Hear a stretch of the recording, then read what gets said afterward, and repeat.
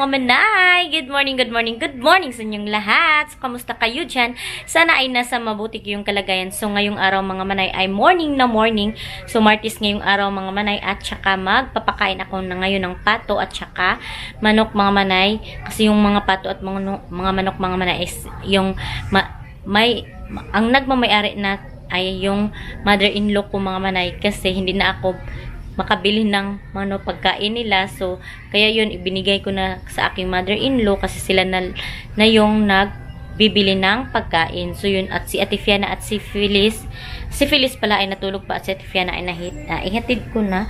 At yung may mga spatog ani, meron na pala dito yung inihandang anong tawag nito, itong isagol na to sa takop mga manayban. Ayan, hindi na naman ito ay sa aking mother-in-law pero ako yung nagpapakain mga manay. Yung tahop kasi, so dito tayo dadaan. Yung tahop kasi mga manay ay andun sa waiting shed dito mga manay, dito sa waiting shed. So ito yung lalagyan natin para i-mix yung mga tahop at saka itong mga pasaw pala. Iwan ko kung anong Tagalog ng pasaw mga manay. So dito tayo kukuha ng tahop. So, ilagay muna ko kayo dyan, mga manay.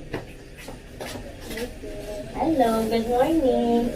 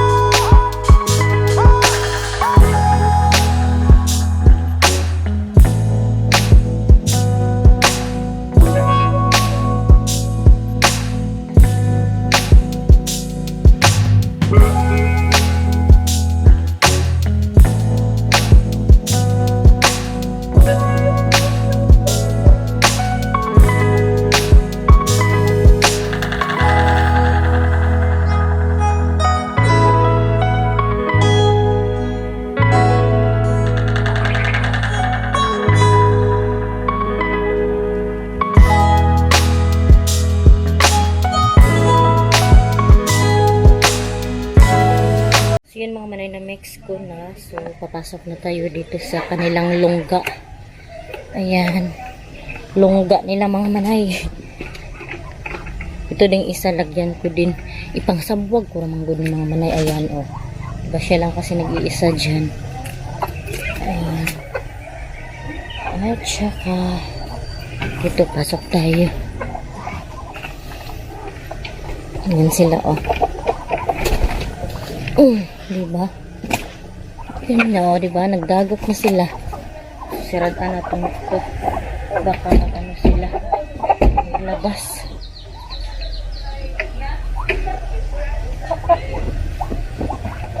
So, ayan. Tapos, ito mga manay, lagyan natin to ng malinis na tubig. Ayan. Ito mga manay, nilagyan ko to ng yero mga manay para hindi sila masyadong mainitan. Ayan yung yero na pakababa. Ayan. So, ito mga manay ay kayo sa akin ng binan mga manay. Pero kami yung nagpapakain kasi hindi na ako makabili ng tahop talaga. Pero okay lang naman sa binan. Pag kukuha kami ng konsumo, okay lang sa kanya kasi kami yung nagpapakain. Pero yung nagbibili ng mga tahop ay yung aking binan. So, labas na tayo mga manay kasi yung iba mga manay andun sa labas. So, lalagyan ko pa. Ayan mga manay. Uy, ginoo ko, nagtarantar na siya. Wala ka, nasangit yung ano ko.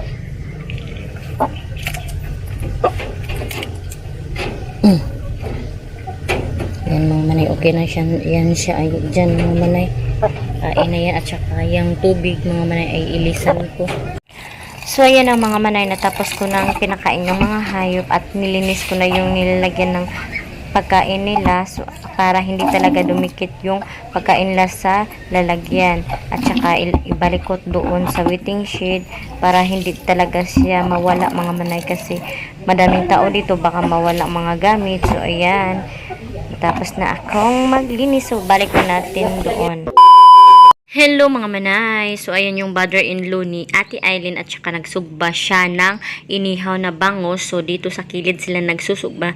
Napakasarap dito mga manay, kasi pinutos ng fuel para mas malinis talaga, at saka mga manay, masarap yung pagkaluto ng bangus. Ayan. So, dami nilang prepare na pagkain. So, mamaya ay makikita nyo. At saka magsalo-salo kami. At ayan si Ate Aileen Caleb. So, nag-i-edit kasi siya ng video. Ayan, dito sila sa loob.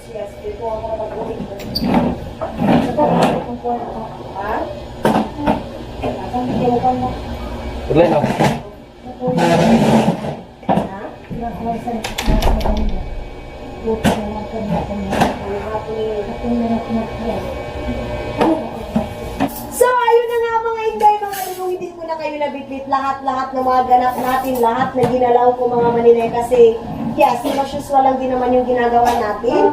So, ayan na mga maninay, meron tayo ditong pansit, meron tayong sinigang, meron tayong inihaw na bangus, meron din tayong kinilaw na tamban mga maninay, and then meron tayong kamuti, saging, and then si Manay Girls mga maninay. Sabay tayong kakain. So, let's eat mga inday, mga tulong! Mga manay, nag-voice over na naman ako kasi may music dito na malakas na naman. So, ayan, magsalo-salo kaming kumain dito mga manay, at madami silang pagkain na inihanda para sa akin. So, ayan, naghugas ako ng kamay kasi gusto kong kumain na nakakamay lang. So, ayan, mag-sit down na tayo kasi sobrang sarap ng kanilang pagkain na inihanda para sa akin mga manay. So, thank you so much sa pamilya ni Ate Aileen Caleb, kasi may pahanda talaga sila sa akin. Nagsugba sila ng inihaw na bangos, at saka may mga manay, kinilaw na tamban, at saka nagdala din ako ng saging, at saka meron din silang kamote, at saka may sinigang na bangos. So ayan mga manay, sabay-sabay tayong kumain. At ayan si Ate Aileen Caleb, kinuhaan niya ako ng pansit mga manay. So ayan, binigay niya ito sa akin. So thank you so much Ate Aileen Caleb. Napakadami ng kanyang binigay. So ganyan nila ako tratuhin mga manay, at hinindaan talaga nila ako ng napakadaming pagkain. So thank you so much. So ayan mga manay, sabay-sabay kaming kakain dito. Ayan, sobra talaga akong nabusog sa pagkain nila mga manay, as in lasap ko yung pagkain nila kasi sobrang sarap talaga. Kasi mga paboritong pagkain ko yung mga inihanda nila, at hindi nila alam na paborito ko to. Pero ito talaga yung mga paborito kong pagkain mga manay. Simpleng pagkain lang talaga yung gusto ko talaga mga manay, kasi yan ang kasanayan ko din. So let's eat mga manay. Ayan, kumain na din si Ate Aileen Caleb. Sobra kaming masaya niyan mga manay, at as in nagbabanding kami. Ayan si Ate Aileen Caleb. So, hindi talaga ma-artist, simpleng tao din talaga siya, katulad sa atin mga manay, as in napakasimple niya talaga, at saka easy go to lucky, anong tawag yan, easy to vibe lang si Ate Aileen. Madali mo lang siyang makasalimuha, yung hindi ka talaga ma-offend sa kanya mga manay, kasi napakasarap niyang kabanding. Ayan, napaka-happy namin. At ayan, kumuha ako ng kinilaw na tamban mga manay. Itong tamban mga manay, napakamurang isda, pero masarap to kilawin, sugbahin, at saka masarap din to siyang sabawin. Kahit anong klaseng ulam mga manay ay masarap tong tamban, kahit siya mga manay, murang pagkain, ay murang isda mga manay. Dati mga manay, ang tamban ay 60 kilos kung hindi ako nagkakamali, pero ngayon ay 100 kilo na ang 1 kilo mga manay. So yan, kain tayo. Sobrang saya namin talaga dito mga manay. Ayan, nagtatawanan kami. So let's eat.